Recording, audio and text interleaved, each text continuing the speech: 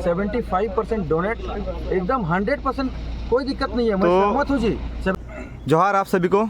जैसे कि आप JBKSS JLKM पार्टी का नामांकन, मतलब जो एक विधानसभा इलेक्शन जो इलेक्शन कमीशन की तरफ से एक नामांकन होती है, लेकिन JBKSS एक ऐसा पार्टी है जो अपना पार्टी में उनका पहले नामांकन कर रही है। और उस नामांकन करने के लिए जैसे कि ईचागढ़ विधानसभा से गोपेश महतो जी और खरसवां से सिद्धार्थ हनोगा जी जो वर्तमान प्रमुख भी हैं, तो ये लोग आए हैं फॉर्म भरने। और हाथ में देख सकते हैं फॉर्म भी उनके हैं।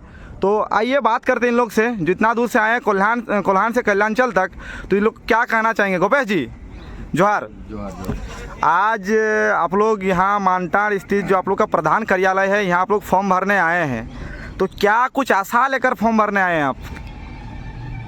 आशा यही लेकर आए हैं कि विगत 3 वर्षों से संघर्ष के दरमियान जब आज JBKSS से JBKSS से संगठन के स्वरूप माध्यम से हमारे संघर्ष को देखते हुए हम लोगों ने सोचा कि हमें सड़क से सदन तक जाने की तैयारी करनी चाहिए।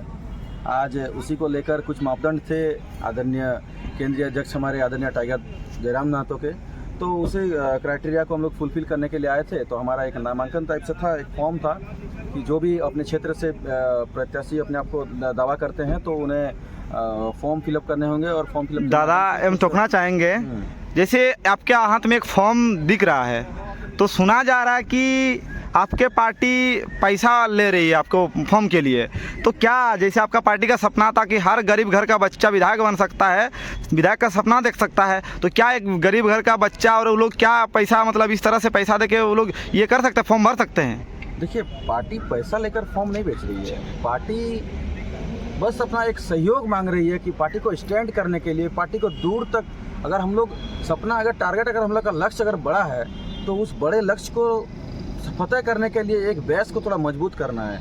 बस पार्टी को इसी को लेकर हम लोग जस्ट लोग सहयोग कर रहे हैं और इसमें हमें खुशी है, कोई दिक्कत नहीं है। तो दूसरा पार्टी वाला लोग बोल रहे हैं कि ऐसा पैसा वाला क्या राजनीति है, सब क्या, किसमें क्या करना चाहेंगे? देखिए, दूसरे पार्टी का और इस पार्टी की तुलना करना भी गलती होगा, और दूसरे पार्टी के लोगों से हमारा कोई वैसा ताल्लुकात नहीं है। हमें अब क्या मतलब है, जो कहने वाले बहुत कुछ कहेंगे, अब उससे तो मतलब नहीं है। लेकिन हम अगर अपनी तैयारी करते हैं किसी भी चीज़ की, गवर्नमेंट जॉब की तैयारी करते हैं, तो लोग तो कहते हैं ये क्या कर लेगा, वो क्या कर लेगा। जब वास्तव में उसकी तैयारी पूरी फुलफिल हो जाती है और वो उस जॉब के लिए अगर वो एलिजिबल हो जाता है और वो तैयारी। दादा आप बात समझ गए आपका, लेकिन आप आए हैं ईचागढ़ विधानसभा से, और ईचागढ़ विधानसभा सुना जाता है कि वहाँ बाहर से लोग आके वहाँ विधायक बनते हैं, तो ये क्या सच है? और सच है तो क्या सच है, थोड़ा विस्तार से बताइए। जी निश्चय ही, आज 1990 से लेकर 2024 तक ऐसी स्थिति पहुंची है कि हमारे ईचागढ़ विधानसभा क्षेत्र के लिए के नेतृत्व के लिए कोई बेहतर नेतृत्वकर्ता नहीं मिल पाए। ये काफ़ी दुर्भाग्य का विषय है, और इसी कारण होता है कि हमें 500-500 रुपये में, 200 रुपये में, मुर्गी के भाव में पोल्ट्री, दारू मुर्गा बेच के, खिला के, लोगों को भावनाओं के साथ खिलवाड़ करते हुए लोग अपने आप को वहाँ तक पहुँचते हैं, विधानसभा तक पहुँचते हैं। फिर वही लोग आकर हमारे सर में चढ़ते हैं। आप क्या आपको कहते हैं JBKSS का क्या मुद्दा है? ईचागढ़ विधानसभा तो बहुत प्रकार की मुद्दा है, JBKSS का मेन मुद्दा क्या है? देखिए, हमारा मेन मुद्दा तो आप सभी को पता ही होगा कि खतियान आधारित स्थानीय नीति और स्थानीयता के आधार पर नियोजन दी जाए।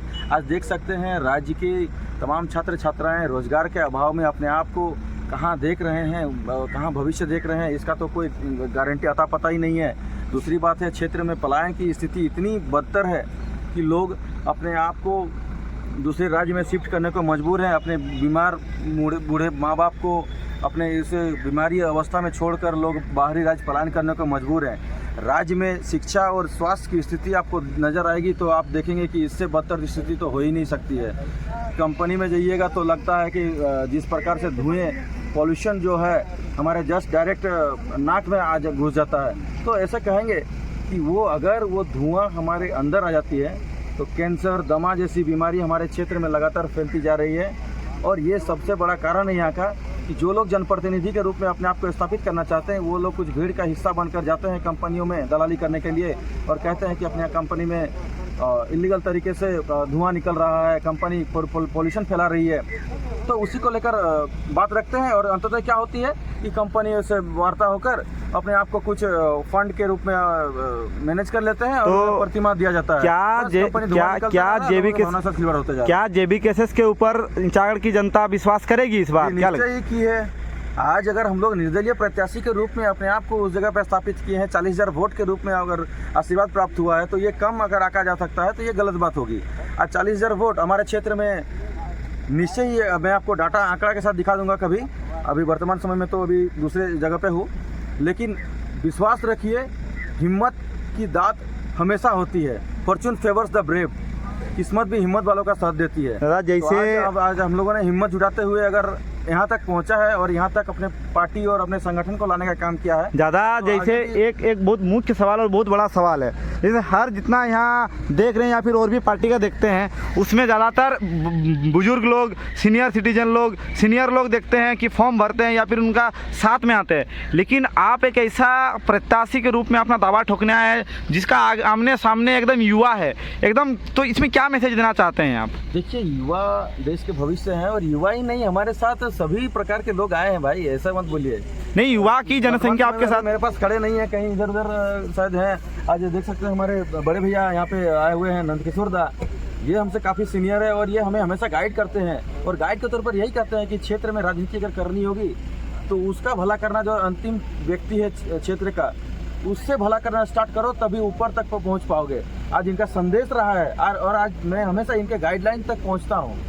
जी, एक मुख्य सवाल है, जैसे आप अपना फॉर्म लिए हैं, लेकिन हम देखे हैं और भी प्रत्याशी लोग भर रहे हैं, तो फॉर्म के पीछे में एक चीज़ लिखा हुआ है कि कुछ क्राइटेरिया है। क्या क्या क्राइटेरिया है? क्या उस क्राइटेरिया में आप सेटिस्फाइज है और उसमें आप हाँ मतलब समर्थन करते हैं? देखिए, क्राइटेरिया यही लिखा हुआ है कि अगर पार्टी का जो आदेश होगा वो सर्वमान्य होगा और वो आपको मानने होंगे, तो ये तो खुशी की बात है जी। लेकिन उसमें बोला जा रहा है कि विधायक सेकेंड, उसके बाद नेक्स्ट जो है, इसमें अगर जो भी प्रत्याशी होंगे और प्रत्याशी अगर अपने क्षेत्र से जीत कर विधानसभा में पहुँचते हैं तो उन्हें अपनी विधायक की 75% सैलरी डोनेट करने होंगे।